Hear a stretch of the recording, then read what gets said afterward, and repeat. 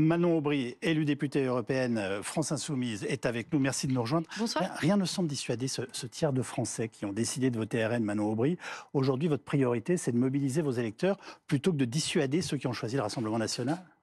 Notre priorité, c'est de mobiliser toutes celles et tous ceux qui croient que l'apaisement dans notre société, ça ne passe pas par le racisme et la division des Français les uns contre les autres. Et ça passe aussi par les convaincre que plus de justice sociale, pour augmenter le SMIC, pour réduire les inégalités, pour aller taxer les plus riches, c'est possible et c'est à portée de vote, là, dans quelques jours. Donc, d'un point de vue purement électoraliste, parce que je comprends que c'est ça votre question. Merci. Il n'y a pas de problème. Il y a évidemment d'abord un enjeu à mobiliser tous ceux qui sont mobilisés lors des élections présidentielles, qui est le scrutin qui traditionnellement mobilise le plus. Je regarde par exemple d'un point de vue, si on compare les électeurs de Jean-Luc Mélenchon et les électeurs de Marine Le Pen, ils sont 70% les électeurs de Jean-Luc Mélenchon à prévoir de se déplacer et 80% les électeurs de Marine Le Pen.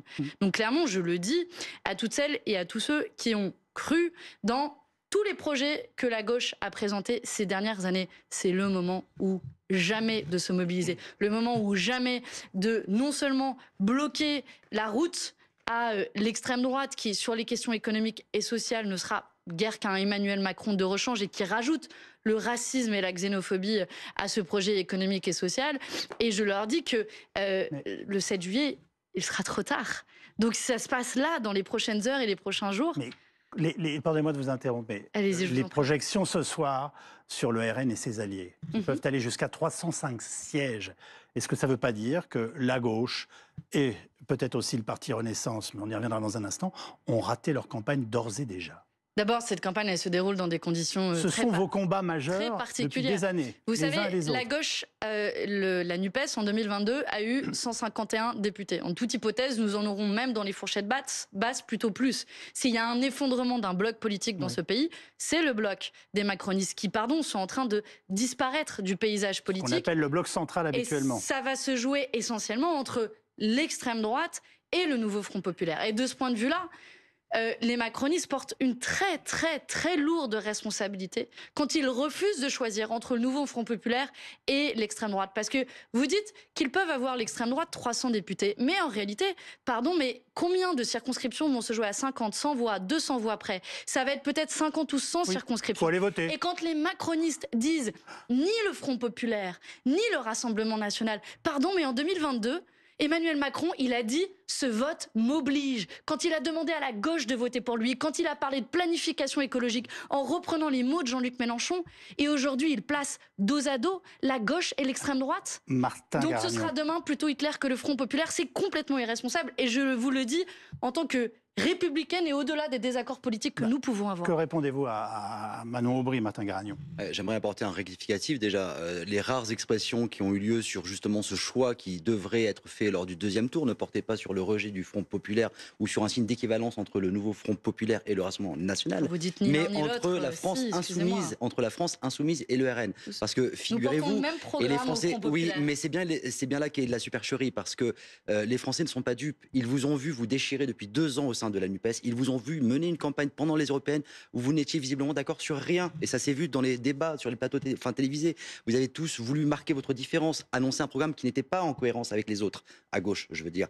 Et donc là, en 48 heures, par magie, par opportunisme électoral, vous avez finalement trouvé un accord sur le dos finalement des Français et des convictions de certains électeurs de gauche. Donc nous, on est en capacité de faire la distinction dans cette alliance fortement baroque que vous constituez au nouveau Front populaire entre quelqu'un comme un Jérôme Guedj ou un François Hollande et quelqu'un comme un Philippe Poutou ou un monsieur Arnaud.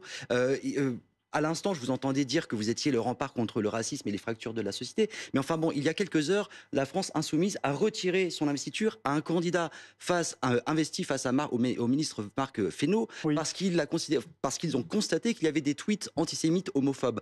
Donc à 48 heures du premier tour, je trouve ça quand même un peu étrange que finalement vous vous aperceviez qu'il y a encore du ménage qui doit être fait dans vos investitures, dans vos candidats. Et ça montre bien dans quel désarroi aussi vous faites, dans quel désarroi vous êtes. Le Front populaire, c'est une supercherie. C'est un accord électoral qui s'est fait en 48 secteurs sur un coin de table. Monsieur Garagnon. Et simplement pour vous dire, puisque c'était la question initialement posée sur la position du second tour. Si de temps en temps on répond à mes questions, je ne suis pas mécontent en tant que journaliste. On essaye. Tant que la liberté de la presse est garantie. Le constat, c'est que, et ce sont les sondages qui le montrent, puisqu'on parle de sondages, allons-y sur les sondages, c'est qu'en cas de deuxième tour, lorsque vous avez un candidat d'intention de vote pour le RN et ses alliés. Lorsque vous avez un candidat qui est du bloc central opposé au RN, c'est le candidat du bloc central qui passe. Lorsque vous avez un candidat du Nouveau Front populaire face à un candidat du RN, c'est le candidat de l'extrême droite qui passe. Donc, moi, j'ai bien compris. Donc vous nous dites c'est nous la protection. C'est-à-dire que pour tous les électeurs de gauche, et je pense notamment aux électeurs de Glucksmann, aux européennes, qui ne se retrouvaient pas sur la ligne de Mélenchon et qui souhaitent faire un barrage à l'extrême droite, oui, effectivement, voter Nouveau Front populaire, savoir Bardella à Matignon dans 2 semaines. Olivier Beaumont, je vous redonne la parole. Non, mais je voulais juste vous interpeller, ce sont comme des cas de figure qui potentiellement risquent de peu se produire. C'est-à-dire que dans la très majeure partie des cas, vous serez en 3e position et donc en situation d'arbitre potentiel. On voit bien d'ailleurs, depuis que la position officielle a été donnée, il y a eu déjà plusieurs personnalités au sein de la majorité présidentielle, majorité sortante, qui se sont exprimées, qui ont dit clairement qu'elles ne tiendront pas cette ligne. Donc je ne vois pas comment, une fois de plus, en même temps, on va pouvoir tenir. Et je pense même que ça risque d'accélérer potentiellement ce délitement de ce macronisme auquel on assiste depuis déjà 3 semaines. Mais vous faites bien d'en parler, parce que c'est aussi une autre supercherie qu'il faut qu'on dénonce. Les Français, finalement, ont le sentiment d'être pris dans une tenaille qui consiste à jouer déjà le match du deuxième tour, comme si finalement il n'y avait que 2 choix. Justement, les Français, le bloc de gauche ou l'extrême droite. Mais il y a un premier tour. Ils vous reprochent de les avoir mis dans cette tenaille-là, justement. Mais il n'y a aucune fatalité. Qui est-ce qui a prononcé la dissolution? Monsieur Garagnon vit dans une réalité parallèle. J'ai eu l'occasion de le dire, mais à quel moment redonner la parole au peuple français lorsqu'on constate le désordre institutionnel est une faute. Redonner la parole aux Français, c'est là que on peut choisir le moment. Et par ailleurs, vous aviez pu constater que aussi bien à l'extrême droite qu'à gauche, c'était une situation qui était appelée de leur vœu par tous les partis d'opposition. Vous la voyez, cette assemblée qui pourrait apparaître? Voilà, dans les dernières projections. Ce serait un cataclysme. Et est-ce que vous pensez que le chef de l'État, et aujourd'hui votre parti, aura une responsabilité dans cette situation, si elle a bien lieu? J'ai lu avec beaucoup d'attention la lettre aux Français écrite par Emmanuel Macron, qui assume, qui canalise la part de colère qui se manifeste à l'encontre de sa personne, et qui dit très clairement les choses. Au soir du second tour, le choix de la majorité qui sera défini et de la responsabilité des Français. Ça n'est pas mettre la faute sur le dos des Français que de dire ça, simplement de rappeler ce qu'est la souveraineté du peuple et la démocratie. Ce sont les Français qui vont élire une assemblée. Et quelle que soit l'issue de ce scrutin, il faudra le respecter. C'est le choix démocratique des Français. Nous, notre position, c'est justement de dénoncer la supercherie qui consiste à dire que le match est déjà joué entre 2 blocs extrêmes. Et il y a un premier tour. Nous, notre objectif, évidemment, est d'être au second tour dans la majorité des cas et d'être en 2e place pour ne pas avoir ce dilemme qui serait de voter pour un extrême ou un autre. Bonsoir Andréa Cotarac. Tous les candidats RN sont sur le terrain. Aujourd'hui, votre objectif est-il clairement, au moment où nous parlons, d'obtenir un maximum de députés élus dès dimanche pour en fait éviter des alliances de second tour? Bonsoir. Non, l'objectif principal, c'est d'avoir la majorité absolue le 8 juillet. Tant mieux s'il y a des élus qui seront élus au premier tour, si vous voulez, dimanche prochain. Mais l'objectif ultime, c'est d'envoyer Jordan Bardella à Matignon. C'est de porter l'espoir des Français. J'ai entendu tout à l'heure Manon Aubry nous expliquer que en 2022, toute la gauche avait porté Emmanuel Macron au pouvoir au second tour. Et elle voudrait lancer la même chose. Non, moi je pense que derrière Jordan Bardella, on aura un gouvernement d'union nationale qui va changer la vie des Français au quotidien. C'est-à-dire qu'en votant pour le Rassemblement national, on prépare l'après-Macron. On prépare l'après-Macron sur le pouvoir d'achat. On a eu un record de faillites d'entreprises dans notre pays depuis 1996. Pour une bonne et simple raison, c'est le coût de l'énergie. On va agir sur le coût de l'énergie en baissant la TVA de 20 à 5,5. On a dans notre pays, sous Emmanuel Macron, 12 millions de personnes qui vivent dans la précarité énergétique. On va agir sur le pouvoir d'achat en baissant cette TVA de 20 à 5,5. On a dans notre pays un ensauvagement qui a eu lieu à côté de chez moi, à mes yeux. On a eu une école qui a été brûlée. Nos biens communs partent en fumée. Il y a un manque d'autorité. Il y a une impunité dans notre pays évidente. deuxième priorité. La troisième, je vais aller très vite, c'est évidemment la maîtrise de l'immigration. Monsieur Macron nous avait promis 100% d'exécution d'OQTF en 2018. On en est à 6 aujourd'hui. Vous nous répondez par le programme, ce qui n'est pas anormal, mais moi je vous interrogeais sur votre état d'esprit à 3 jours voilà, et celui des sympathisants sur le terrain, d'un vote absolument important. Est-ce que vous vous préparez effectivement à gouverner dans un pays que l'extrême droite a effrayé pendant plus de 40 ans? Alors visiblement, c'est plus le cas aujourd'hui. C'est plus le cas parce que nous ne sommes pas d'extrême droite. Enfin, pardon. Effectivement, sur le terrain, je vois des gens qui veulent préparer l'après-Macron et qui iront effectivement voter massivement pour que Jordan Bardella soit Premier ministre. Ça, c'est une évidence et les sondages le montrent aussi. Maintenant, le véritable sondage qui vaille et le seul, c'est le nombre de bulletins de vote Rassemblement National qu'il y aura dans les 577 circonscriptions. Et c'est pour ça que nous sommes sur le terrain pour faire aller voter les gens. Maintenant, on nous dit extrême droite, etc. Enfin, on est les seuls quand même à avoir défendu des principes constitutionnels comme la laïcité. Il y a quelques semaines, un proviseur a dû démissionner pour des raisons de sécurité parce qu'il avait voulu faire respecter un principe constitutionnel qu'est la laïcité. Qui l'a défendu? Le Rassemblement national. Nous avons, dans notre pays, vous avez vu chez les Insoumis récemment, le seul candidat qui est désinvesti pour des propos antisémites et homophobes, il est au nouveau Front populaire. On nous parle des forces de l'ordre et des fonctionnaires. Le seul mouvement qui a investi, M. Poutou, qui se réjouit que des voyous incendie des commissariats. Excusez-moi, vous venez de faire le ménage vous-même dans votre parti, c'est quand même extraordinaire. Et dans les candidats, il est normal que vous demandiez des comptes à vos adversaires, mais enfin, on ne peut pas dire que tout était parfait chez vous. Vous venez de faire le ménage. Pour qui, pourquoi, quand? Parce que moi, ça fait 5 ans que je suis au RN, je n'ai vu aucune personne porter des propos antisémites ou racistes comme j'ai pu le voir dans d'autres mouvements politiques. Aucun. Aucun. Mais oui. Donc, le gaz a rendu justice aux victimes de la Shoah. Les seuls qui ont aujourd'hui protégé une indivisibilité de la République, essayent de répondre aux besoins des Français, parce que M. Calvi, vous me parlez des projections de députés, c'est très bien. Moi, je regarde les sondages sur les thèmes et sur le fond. Et je constate, et c'est à mon avis le plus important, que le Rassemblement national, derrière Marine Le Pen et Jordan Bardella, est le parti qui répond le mieux aux besoins des Français. Immigration, sécurité, pouvoir d'achat. Manon Aubry, voulez-vous répondre? Pardon, mais là, je bondis de ma chaise. Le Rassemblement national est un parti, oui, d'extrême droite. Le Conseil d'État, y compris, l'a confirmé. Est un parti d'extrême droite qui a été créé par des anciens Waffen-SS, qui sont les héritiers des nazis, et je pèse mes mots. La dernière fois que l'extrême droite est arrivée au pouvoir, c'était sous Pétain. Et aujourd'hui, dans les candidats du Rassemblement national, j'ai laissé M. Cotarac avec beaucoup de patience s'exprimer. Et je peux lui répondre. Dans les candidats du Rassemblement national, il y a Joseph Martin, candidat du Morbihan, qui a dit que le gaz a rendu justice aux victimes de la Shoah. Il y a Françoise Billot, dans les Côtes d'Armor, qui est nostalgique de Pétain. Il y a Éric Millet, candidat des Français de l'étranger, et Frédéric Boccaletti, dans le Var, qui sont à la tête de librairies négationnistes. Je continue.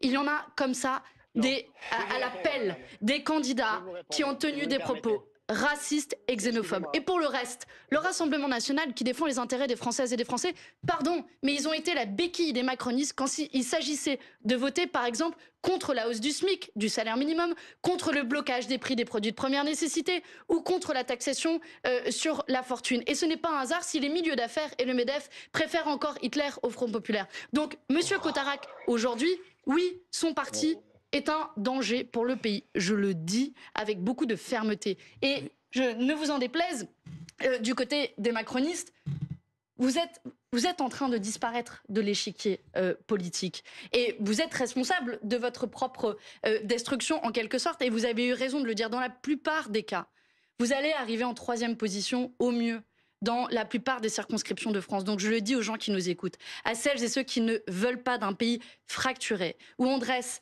les musulmans qu'on pointe du doigt, les racisés contre le reste des Français, où on construit des digues entre les gens et en plus de ça, on crée des fractures sociales. Le meilleur rempart contre l'extrême droite, ça reste le nouveau Front populaire. Il faudra une mobilisation massive pour cela.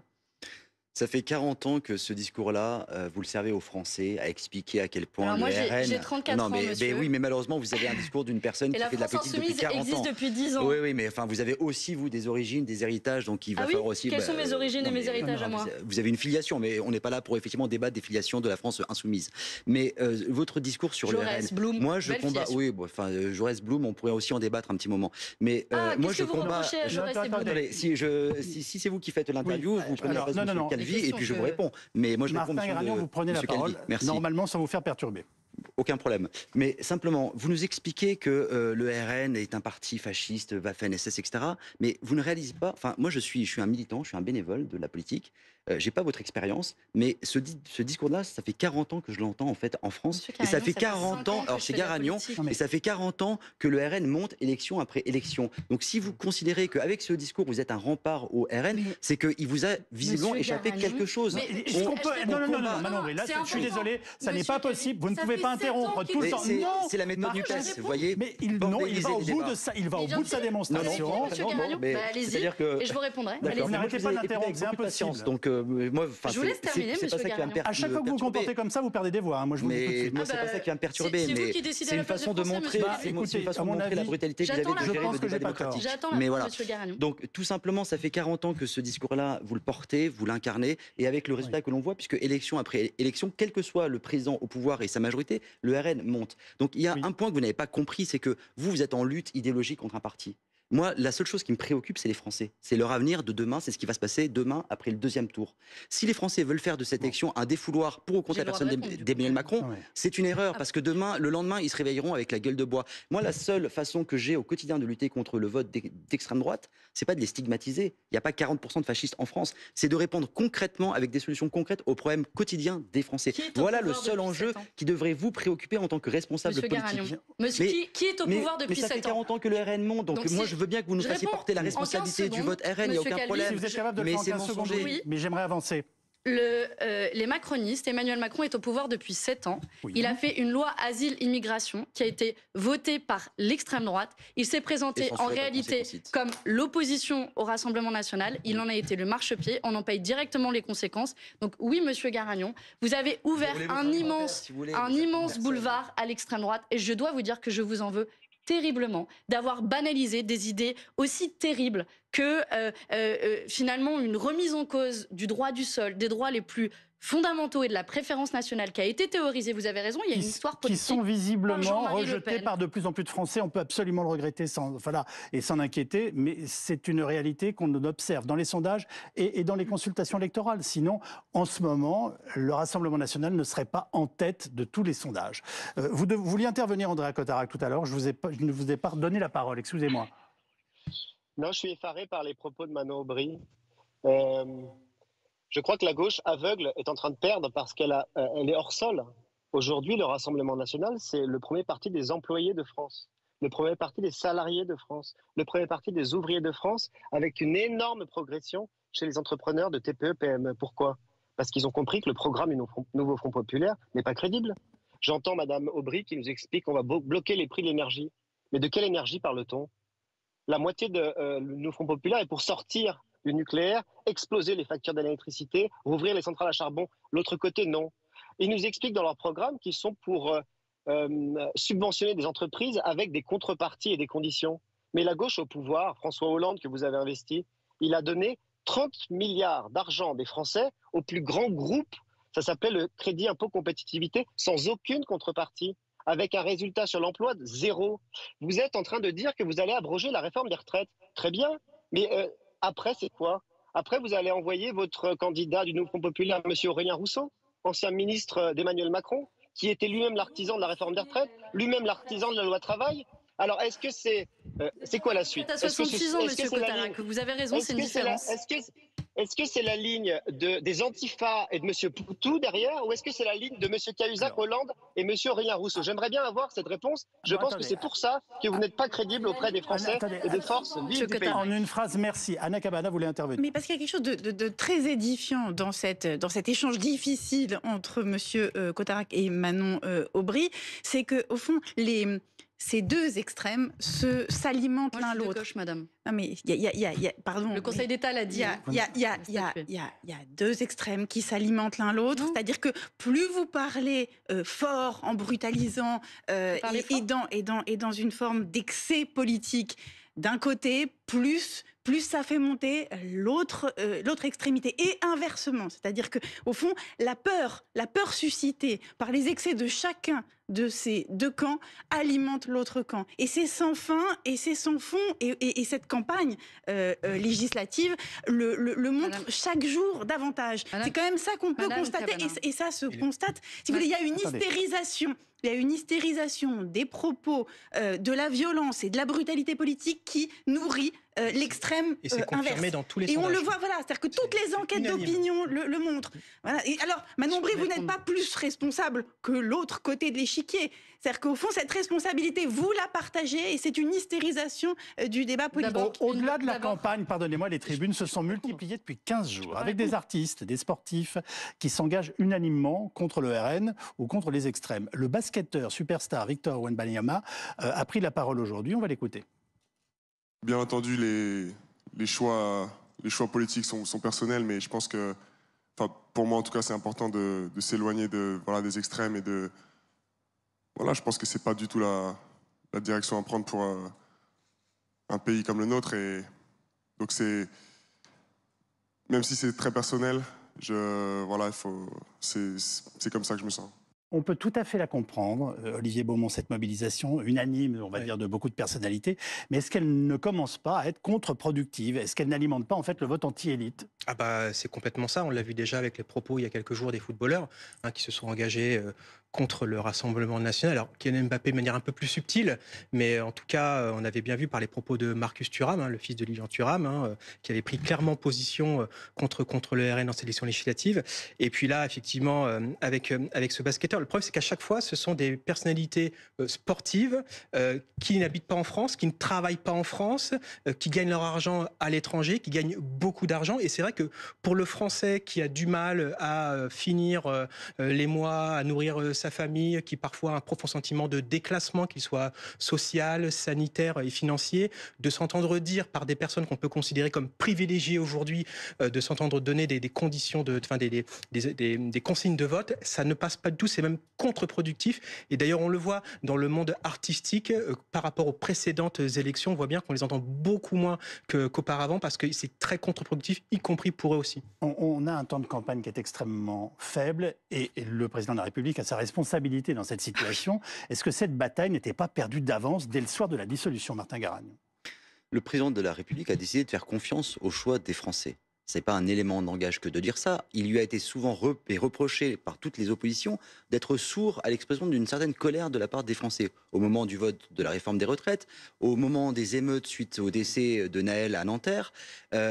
Là, le constat, c'est qu'au jour des élections européennes, c'est un échec pour le parti et pour la majorité présidentielle. Il en tire les conclusions, actant que visiblement il n'y a pas de ligne claire de la part du peuple français. Il redonne donc la parole au peuple français.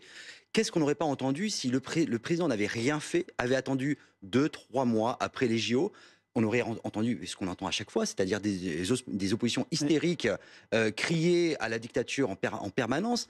Bon, là, on nous fait le reproche inverse. On entend beaucoup de gens qui nous disent qu'ils auraient vraiment aimé un autre timing. Mais écoutez, on peut avoir les considérations. Moi, je ne suis pas dans le temps de l'analyse et du commentaire. Moi, je suis dans le temps de l'action. Vous l'avez dit, la campagne est extrêmement courte. On est mobilisé au quotidien, sur le terrain, auprès des militants, en meeting, sur les plateaux de télévision pour répondre aux supercheries, aux mensonges de nos adversaires. Parce que c'est aussi ça notre enjeu, c'est d'éclairer quand même sur le choix qui sera fait demain par les Français et dans 10 jours. Parce que là, on a quand même le sentiment à entendre. Moi, j'ai pas de problème avec l'expression des artistes ou du monde de la culture, parce que je considère qu'en politique, il y a une qualité qui est nécessaire pour avoir le droit de s'exprimer, c'est d'être un citoyen. Donc, chacun a le droit de donner son opinion. Il se trouve que... Après, que c'est efficace, non, mais ça, je partage votre analyse, c'est peut-être pas très efficace, mais en tout cas, je leur enlève pas le droit de s'exprimer et de partager les convictions qu'ils ont. Pour beaucoup de jeunes, c'est des modèles, c'est des guides, c'est des expériences qu'ils partagent. Donc, je les entends. Mais en revanche, ce qui compte, c'est qu'à l'heure actuelle, nous, on n'est pas... Enfin, on a le sentiment, finalement, que le train France est en train de se disloquer, parce qu'on a des partis partis qui, les uns après les autres, essaient de décrocher les wagons et de disloquer notre société. C'est ça notre enjeu pour demain. C'est véritablement là qu'est l'enjeu. Et que ce soit pour des raisons différentes, moi j'ai jamais mis de signe d'équivalence entre le nouveau Front populaire et le RN. Simplement, je considère que vos deux propositions, vos deux programmes mènent au chaos notre pays. Et c'est les Français qui paieront la note au lendemain du 7 juillet. Donc, mon seul enjeu, il est là. C'est d'alerter sur ce risque-là que vous faites courir à notre pays. Manon Aubry, vous avez passé un coup de gueule remarqué cette semaine en demandant à tous les leaders de la gauche d'arrêter leurs conneries. Ce qui est... c'est une preuve d'indépendance d'esprit, donc ça, je ne peux vous en féliciter. Merci de le reconnaître. Bah oui. Vous ne reconnaissez pas beaucoup de qualités, mais... Alors, hier, quand vous voyez la passe d'armes, attendez, entre François Ruffin et Adrien Quatennens, vous vous dites quoi? Il vous écoute pas assez. Arrêtez vos conneries, je le persiste. Voilà, moi... Mais c'est plus fort qu'eux, je comprends pas. Non. Franchement, je suis pas venue sur votre plateau télé pour ça. Et je vous le dis très tranquillement. On est à peut-être 10 jours de l'accession de l'extrême droite au pouvoir. Non, Madame Kamala, moi je ne banalise pas. Je ne dis pas. Non, mais hier, on était à 3 jours du premier tour et ce sont eux qui se sont mis dans cette situation. Je suis Manon Aubry, là. C'est Manon Aubry que vous avez invité autour de ce plateau. Mais personne ne banalise sur ce plateau, sachez-le quand même. Non. Madame Kamala, je veux vous répondre. Parce que quand vous dites que nous sommes dans l'excès politique, qu'est-ce qui est excessif de faire en sorte que les 500 plus grandes familles ne possèdent plus 45% des richesses dans notre pays, mais peut-être un peu moins, et de redistribuer les richesses? Qu'est-ce qui est excessif quand on propose le salaire minimum à 1 600 € net? Qu'est-ce qui est excessif quand on propose d'abroger la réforme des retraites et de rendre 2 ans de travail et donc de vie à des millions de Françaises et de Français? La brutalisation de la parole politique, mais en quoi suis-je brutale? Je vous le dis avec beaucoup de calme, mais aussi avec beaucoup de fermeté. Ce que vous êtes en train de faire, monsieur, je ne vous ai pas interrompu. Si, vous avez pas si je peux terminer. Vous l'avez régulièrement interrompu, mais comme il est courtois, il va vous laisser parler. L'extrême droite et le nouveau Front populaire, vous portez une très lourde responsabilité dans ce qui pourrait être demain l'accession de l'extrême droite au pouvoir. Donc pour revenir à votre question, monsieur Kelch, moi je fais campagne sur le terrain pour aller convaincre un à un des millions de gens que oui, ça vaut le coup de se mobiliser, que oui, on peut gagner, que oui, on peut retrouver un chemin d'espoir. C'est pas facile, je vous le concède. Alors les bisbilles à gauche, franchement, là j'en ai rien à faire. Mais vraiment rien à faire. Un dernier mot, une question que je dois partir à Bruxelles, moi. On se pose tous, c'est comment vous allez faire pour gouverner ensemble. Si jamais vous avez la majorité absolue, comment vous allez faire pour vous entendre? Parce que vous n'êtes même pas d'accord sur le Premier ministre. C'est la question que tout le monde se pose, vraiment. Du plus profond de mes tripes, parce que contrairement à ce que disait mon voisin, ça fait pas 40 ans que je fais de la politique, ça fait à peine 5 ans et qu'avant je travaillais dans le milieu associatif. Ce qui nous unit est 1000 fois plus puissant que ce qui nous divise. Oui, alors ça, c'était la phrase de l'UMP au moment des crises, on a vu ce que ça donnait aujourd'hui. Donc c'était exactement ça, mot pour mot. On peut avoir des inspirations. Sincérité d'une militante de terrain et qui verrait concrètement ce qu'est l'arrivée de l'extrême droite au pouvoir. C'est le tri des malades à l'hôpital. C'est la remise en cause des éléments les plus fondamentaux de notre Constitution, comme le droit du sol. Mais vous ne répondez pas à ma question. C'est la remise en cause des binationaux. À discuter ensemble, à travailler ensemble. Parce que ce qui nous unit... Votre gouvernement, on ne sait pas à quoi il va ressembler demain. Faites-nous confiance. On a réussi à s'unir sur un programme de 150 mesures, qui est un programme qui est chiffré, qui est le plus précis de ces élections législatives. Quand on vous dit qu'on va rétablir l'ISF, quand on vous dit qu'on va augmenter le SMIC, quand on vous dit qu'on va investir dans les énergies renouvelables, quand on vous dit qu'on va abroger la réforme des retraites... Les Français ont besoin de savoir qui sera votre Premier ministre. Et à cette question-là, vous ne pouvez pas répondre, Manon Aubry. Mais il y a besoin d'une incarnation. Non, c'est bien, on vous laisse répondre à cette question. Il faut absolument qu'on parte à Bruxelles, s'il vous plaît. Je suis interpellée. Vous savez, quand on a voté aux élections législatives de 2022, on ne savait pas qui serait notre Premier ministre. Mais j'ai un scoop pour vous. Dans notre gouvernement, il y aura des ministres socialistes, insoumis, écologistes et communistes. Et dans notre équipe de France à nous, on a plein de Kylian Mbappé possible, c'est une chance. Donc j'espère qu'on va gagner l'euro et les élections et vous verrez, on aura un formidable gouvernement et quoi qu'il arrive, nous appliquons le programme du nouveau Front populaire. En 2022, Jean-Luc Mélenchon avait dit voter pour que je sois Premier ministre. Oui. Souvenez-vous, c'était très clair, c'était même sur les affiches de campagne. Mais on était juste après une élection présidentielle. Ça vous a pas échappé qu'on est dans un contexte un peu différent. Mais quoi qu'il arrive, ce que nous appliquerons, c'est notre programme du nouveau Front populaire et ça, on n'en déviera pas. Et je dis même aux gens, tenez-nous responsables, demandez-nous des comptes et on vous assure, on le fera. Le chef de l'État est lui donc aujourd'hui à Bruxelles pour un sommet des 27 chefs d'État de l'Union européenne. Bonsoir Mathieu Coache. Entre les résultats des élections européennes et l'approche des législatives, l'avenir de la France est évidemment dans toutes les têtes, même à Bruxelles. Est-ce que c'est un président français affaibli qui s'est présenté devant ses homologues aujourd'hui ? Alors pour vous répondre Yves, il faut revenir 5 ans en arrière, exactement à la même période pour ce sommet crucial qui arrive juste après les élections européennes et où chaque pays pousse ses favoris au poste clé des institutions, les fameux top jobs. Emmanuel Macron était partout, incontournable, il enchaînait les rencontres bilatérales, les prises de parole et à vrai dire aucun candidat n'avait sa chance sans l'aval du président français considéré comme un moteur de l'Europe. Et bien aujourd'hui, c'est pas loin d'être l'inverse. Emmanuel Macron est extrêmement discret, tout le monde sait que dans 10 jours, il n'aura peut-être plus la main chez lui, qu'il n'aura probablement plus la main sur les finances publiques. Il y en a un qui s'en est d'ailleurs inquiété publiquement, c'est le ministre allemand des Finances. Il parle d'une menace de tragédie budgétaire en France qui pèse sur les élections.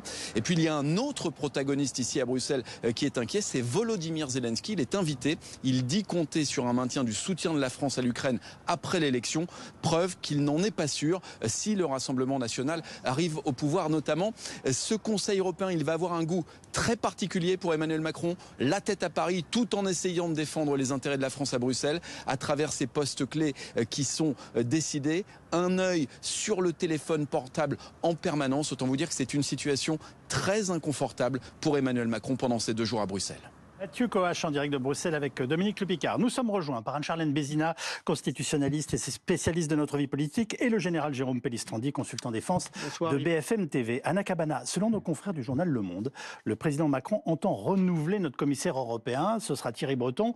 On est déjà au cœur, j'ai envie de vous dire, des futurs débats sur qui fera quoi, et notamment des bras de fer éventuels avec une Marine Le Pen et un Rassemblement national qui arrivera au pouvoir. Ah ben clairement, on y est déjà. Vous avez entendu. C'est pour ça qu'il anticipe. Jordan Bardella a certifié que la proposition du commissaire européen est de la responsabilité du gouvernement français. C'est ce qu'il a dit devant un micro. Il a ajouté que cela faisait partie d'une de ses premières décisions de futur Premier ministre et qu'il travaillait, je le cite, à différents profils qui pourraient être proposés. Et l'Élysée a répliqué que eux, à l'Élysée, planchaient depuis plusieurs semaines sur le profil qui sera donc le porte-voix des priorités d'Emmanuel Macron sur la scène européenne. La vérité, Yves Calvi, c'est qu'il n'y a aucune règle écrite noir sur blanc sur ce sujet, que tout est affaire de pratique et d'interprétation, et qu'on peut se rassurer. Alors du côté du chef de l'État, on se rassure en disant mais ça a toujours été le cas, c'est une prérogative du chef de l'État et même en période de cohabitation. Mais la question de la faiblesse politique du président de la République dans cette séquence qui pourrait s'ouvrir au lendemain de ce deuxième tour, elle est entière parce que la question, mettre un grain de sel politique quand on serait Jordan Bardella à Matignon, fort d'une majorité absolue, d'une très forte participation des Français, bien, ça donne un poids politique qui permet de peser sur ce type de décision. Et quand on voit les bras de fer, on se dit qu'on n'est pas sorti, si vous voulez, de cette affaire, d'autant plus que chacun des conseillers RN alimente le petit jeu du bras de fer en disant si le président de la République veut jouer au bras de fer, eh bien on verra qui a le plus gros bras. Vous voyez, tout ça, ça dit quand même pas grand-chose de bon. Que nous dit notre Constitution, si elle dit des choses, et par ailleurs, quelle pratique on en a fait jusqu'ici? Alors, je vous parle des pouvoirs du président, en termes de nomination. On va justement essayer de balayer tout ce qu'elle dit, la Constitution, puisque vous savez que la pratique qui en a été faite en période de cohabitation, c'est François Mitterrand le premier qui nous en parle en nous disant toute la Constitution, rien que la Constitution, ce qui vient d'être repris d'ailleurs dans un tweet de Marine Le Pen. Donc toute la Constitution, ça veut dire les articles 5, 14, 15, 21 et 52. Parce que si on ne lit que l'article 15, on a un dixième de ce que nous dit la Constitution à l'international. L'article 5, c'est l'idée que le président, je vais aller très vite, que le président est un arbitre national et qu'il est le garant de l'intégrité du territoire et des engagements internationaux. L'article 52 nous dit qu'il les ratifie même seul s'il le veut. L'article 14 nous dit qu'il accrédite les ambassadeurs et tous les postes clés de la défense. Et l'article 15 nous dit qu'il est le chef des armées. Donc il est loin d'être désarmé, sans vouloir faire de mauvais jeux de mots. Donc l'idée qu'un président de la République soit dans une fonction honorifique au moment où il est chef des armées, il faut quand même se replacer un petit peu dans l'histoire de la Ve République et se demander si le général de Gaulle aurait accepté que le président de la République ait une fonction honorifique au niveau des armées. Donc pas du tout. Le président n'est pas désarmé. Néanmoins, c'est vrai que ce qu'il faut dire, c'est que tout dans notre Constitution est conçu comme une synergie. Le Code de la Défense donne des pouvoirs au ministre des Armées, au ministre de la Défense, au ministre des Finances, et Matignon contresigne aussi les actes du président de la République. Donc ce qui est certain, c'est que sur la nomination des commissaires européens, la pratique, ça a toujours été le partage, même en matière de cohabitation. un pour l'un, un pour l'autre, par exemple. Et l'idée qu'on puisse avoir des affrontements complets me semble être assez contre-productif pour l'un comme pour l'autre. Je pense que pendant les premiers temps, il y aura évidemment deux autorités qui camperont sur leurs prérogatives constitutionnelles, comme on l'a eu au début de toutes les cohabitations, mais très vite, le pouvoir patinera le Premier ministre et l'obligera nécessairement à aller en cooptation. Même au niveau du budget, ça n'est pas le Premier ministre qui tient les cordons de la bourse, c'est l'Assemblée nationale. Donc ça change quand même beaucoup les choses. Justement, Général Pellistrandi, en période de cohabitation, c'est un titre honorifique d'être chef des armées selon vous? Absolument pas. Bon. En avril de 86, donc, et je pense qu'effectivement à l'époque, un certain nombre de leaders politiques n'étaient pas encore aux affaires. Lors de la première cohabitation, donc le président Mitterrand, donc il a quand même, son camp, le Parti socialiste, avait subi une très lourde défaite électorale. Donc, quelle a été la première sortie du président François Mitterrand en dehors de l'Élysée après la défaite électorale? Il est allé aux écoles de Saint-Cyr-Côte-Quidam en Bretagne faire un discours devant les élèves officiers pour bien dire la défense, c'est moi. Voilà. Et très clairement. Et autre caractéristique, quand on voit dans les périodes de cohabitation, les premiers ministres, en fait, ont été obligés de jouer le jeu du président en matière de défense et d'affaires étrangères. Même Jacques Chirac. Et d'ailleurs, alors, par contre, la problématique, c'est, entre guillemets, le casting des ministres des Armées ou ministres des Affaires étrangères. Première cohabitation, effectivement, c'est André Giraud. André Giraud, il est ex-mine, ancien administrateur du commissariat à l'énergie atomique. C'est un poids lourd. C'est quelqu'un qui connaît parfaitement ces dossiers. Deuxième cohabitation, François Léotard, qui a un parcours politique, il a déjà été ministre. Et troisième cohabitation, celle entre Chirac et Jospin, c'est Alain Richard, énarque, conseiller d'État, c'est-à-dire... qui a toujours été spécialiste des questions de défense à l'Assemblée. Voilà, donc ça, ce sont des éléments extrêmement importants. Ensuite, il faut bien comprendre que, et on le voyait dans les images où vous avez le président de la République avec le ministre des Armées, donc Sébastien Lecornu, et puis un entourage d'officiers généraux. La problématique, c'est la gestion de la crise. On ne choisit pas ses guerres. Contrairement à ce que peuvent dire certains politiques, on n'ira pas là, on n'ira pas là. Mais après, il y a la réalité stratégique qui s'impose. Regardez la dégradation de la situation par le Hezbollah au nord. Que se passe-t-il s'il faut évacuer des ressortissants français au Liban? Eh bien, en plus, et ça c'est un élément très important, et je rejoins ce que dit Anne-Charlotte, il ne faut pas oublier que la Constitution, je dirais l'esprit de la Constitution de la Ve République voulue par le général de Gaulle, elle est la conséquence directe du désastre de mai-juin 1940 et de Vichy. C'est-à-dire que le général de Gaulle conçoit un système de décision politique avec, on l'a pas souligné, le fait qu'il y a la dissuasion nucléaire et dont la responsabilité incombe au seul chef de l'État. Donc ce n'est en aucun cas honorifique. Vous venez de nous dire que nous étions héritiers d'une histoire bien particulière. Olivier Beaumont voulait intervenir. Oui, parce que je pense qu'on tombe tous un peu collectivement dans le piège de Marine Le Pen. C'est-à-dire que les propos qu'elle tient, ils sont tenus dans un entretien qui est tenu au Télégramme, un quotidien de presse écrite. Et donc ce ne sont pas des propos tenus comme ça à la volée au détour d'un déplacement ou d'un micro tendu. Donc c'est un mot qui est tout à fait assumé. Et moi je pense que derrière le message que va envoyer Marine Le Pen à Emmanuel Macron, et aussi quand Jordan Bardella dit qu'il va avoir son mot à dire sur la nomination du futur commissaire européen français, c'est on veut le pouvoir, mais on veut tout le pouvoir. C'est ça qu'ils veulent essayer d'insuffler dans la psychologie collective. Et c'est une façon de dire aussi, c'est une façon. J'entends bien, mais j'allais vous dire, on peut la laisser délirer à ce niveau-là. Non, mais c'est une façon de montrer. C'est une façon aussi d'expliquer que nous, RN, nous, Marine Le Pen, nous, Jordan Bardella, demain au pouvoir, on va mordre le président de la République au mollet en permanence. Et l'idée derrière, qu'est-ce qui se cache? C'est d'essayer de pousser à un moment donné le président de la République à aller vers une démission, en considérant très bien que s'il y avait une nouvelle élection présidentielle en fin d'année, c'est sûr et certain que le Rassemblement national gagne. Quelque chose me dit Dernier Martin élément Garagnon, que je veux juste préciser aussi, ils envoient aussi un message important à leur électorat, dont on sait très bien que l'électorat du Rassemblement national est très opposé à l'intervention de troupes françaises en Ukraine. Et là aussi, quand elle fait ce genre de propos, c'est aussi une façon aussi de montrer qu'ils sont sur ces sujets-là et qu'ils entendent aussi flatter cette partie Martin Garagnon, quelque chose me dit que le président de la République a des mollets assez ferme, ou en tout cas solide, et qui ne se laissera pas faire sur ces questions. Je pense que les crocs de Marine Le Pen vont effectivement s'en plaindre assez vite, parce que là, ce qu'on voit dans cet entretien, qui est, comme vous l'avez dit, un entretien écrit, donc assumé et réfléchi. Absolument. À quoi on assiste? Mais finalement, à la continuité d'une brutalité dans l'exercice du pouvoir. On l'a vu à gauche avec les agissements de M. Mélenchon dans cette campagne, et au RN, on voit Marine Le Pen qui est en train de tordre le bras à deux choses. Déjà, au choix démocratique des Français, elle considère qu'elle a déjà gagné, qu'elle a déjà une majorité absolue qui lui permet d'exercer le pouvoir, et deuxièmement, à la Constitution. Tout simplement, on assiste, et ça a été dit par l'ensemble des intervenants de ce plateau, la Constitution. Tout à l'heure, je lisais un tweet du ministre des Armées, oui. Qui rappelait les propos du général de Gaulle en 62 sur la Constitution, et qui rappelait que Gennaro, qui est quand même, on va dire qu'il y a une certaine forme de paternité dans la Constitution de la 5e, qui explique très simplement, clairement, que le chef de l'État est le chef des armées, point barre. Il n'y a pas de discussion possible. On peut faire toutes les interprétations que l'on veut, ça n'est pas un texte libre, c'est pas un texte à trous, la Constitution, ça n'a rien d'honorifique. Donc que Marine Le Pen tente dès maintenant de tordre le bras à la Constitution, c'est quand même aussi une façon de montrer dès maintenant l'exercice brutal du pouvoir qu'elle entend mener, elle ou M.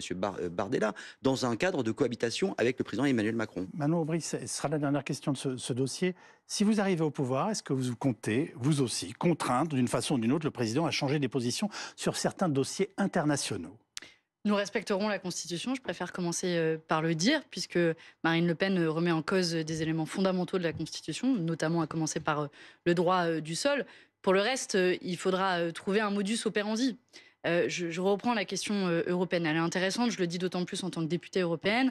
Il est en train d'être négocié en ce moment tout ce qu'on appelle les top jobs, donc tous les postes à plus haut niveau de responsabilité. Merci de le préciser. Et ce qui m'inquiète terriblement, c'est que ce qu'a proposé le Rassemblement national, ce qui se dessine, c'est que s'ils arrivent au pouvoir, ils nommeraient Fabrice Leggeri comme commissaire européen. Fabrice Leggeri, c'est l'ancien président de l'agence européenne Frontex, qui a été remis... L'ancien patron de Frontex. Hein. Exactement, qui a été notamment pointé du doigt, qui a dû démissionner à cause d'enquêtes anticorruption, mais aussi parce qu'il a procédé à des violations des droits humains avec des refoulements illégaux aux frontières de l'Union européenne. C'est ça l'image de la France dans l'Union européenne. Donc ça m'inquiète terriblement, et en la matière, sur les commissaires européens, il n'y a pas deux possibilités. La France nomme un seul commissaire, et donc il y a, pour moi, péril en la demeure si la France envoie à la Commission européenne quelqu'un comme Fabrice Leggeri. Je le dis d'autant plus en tant que députée européenne. Nous avons, en ce qui nous concerne, pas mal d'autres bonnes idées qui iront porter notamment la question de la protection de notre industrie, de notre agriculture, qui sont des sujets au cœur de l'Union européenne. On marque une rapide pause et on poursuit notre débat spécial législatif dans un instant. A tout de suite sur BFM TV.